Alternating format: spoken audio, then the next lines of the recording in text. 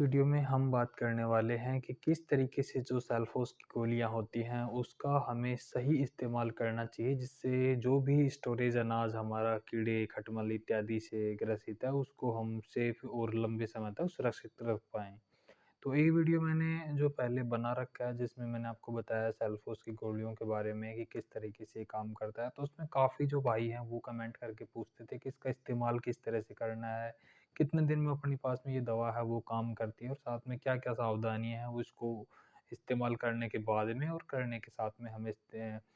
ध्यान रखना चाहिए। तो इन सब के बारे में काफ़ी डिटेल से हम जानने वाले हैं। तो जो भी हमारे नए साथी हैं वो चैनल को सब्सक्राइब कर सकते हैं, जिससे इस तरह के वीडियो जब भी हम डालें तो वो आप तक आते रहें। तो इसके बारे में थोड़ा-सा मैंने पहले बता रखा है, फिर भी एक बार मैं आपको बता देता हूँ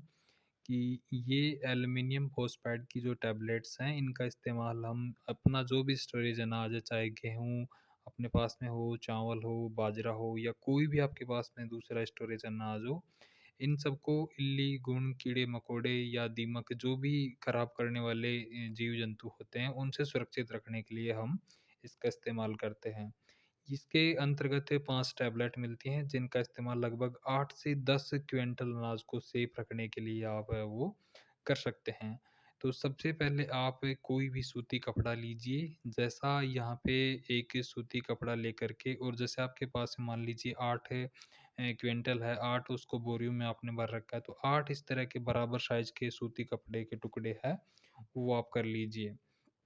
टुकड़े करने के बाद में जो आपके पास में इसके अंतर्गत 5 टैबलेट आती हैं, तो इनको लगभग जैसे मैंने बताया आपको कि 8 से 10 क्विंटल में आप दे सकते हैं। तो 10 टुकड़े आप इनके बराबर मात्रा में बना कर के और इस तरह से इनको बाँध लें। सीधा जब हम अनाज में इसको लगा देते हैं, तो वहाँ पे जो गोलियाँ हैं, इनका पिघल कर के और अनाज में मिक्स होने का डर होता है, तो इसलिए आप इनको कपड़े में इस तरह बाँध दें। और इस तरह से लगा कर के उसके बाद में एकदम कोई भी तिरपाल वगैरह या कोई दूसरी चीज़ से लेकर के और इसको एकदम सील आप बंद कर दें।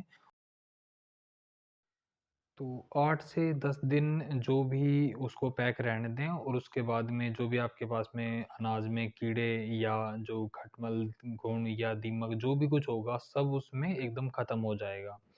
अब जब आपने इस दवा का इस्तेमाल कर लिया है, तो इसके दौरान आपको ध्यान रखना ये है कि जहाँ पे आप रह रहे हैं, कोशिश करें कि उस जगह पे ये जो दवा है, उसको आप प्रयोग में ना लें। क्योंकि इसको इस्तेमाल करने के लगभग 2 से 3 दिनों के बाद में जब अपनी दवा है, वो पूरी तरीके से एक्टिवेट होती है, तो उसके बाद में बहुत ही दुर्गंध इसके अंतर्गत आती है, जो कि हमारे स्वास्थ्य के लिए भी काफ़ी नुकसानदायक होती है। तो यदि आप रहते हैं जिस कमरे में, उससे अलग कमरे में इसको लगाएँ, तो इस चीज़ से थोड़ा-सा बचा जा सकता है।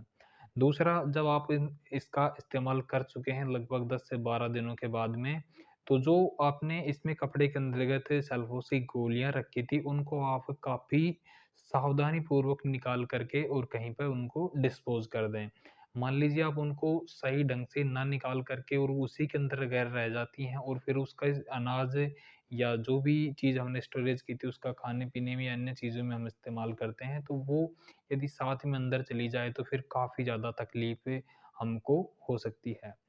दूसरा, आप जब भी इसका इस्तेमाल कर लें तो उसके बाद में जो आपका अनाज है उसको यदि आप एक बार पानी से धो कर के और फिर उसका इस्तेमाल आप खाने-पीने के लिए करते हैं, तो वो भी काफ़ी आपके लिए सही रहेगा। तो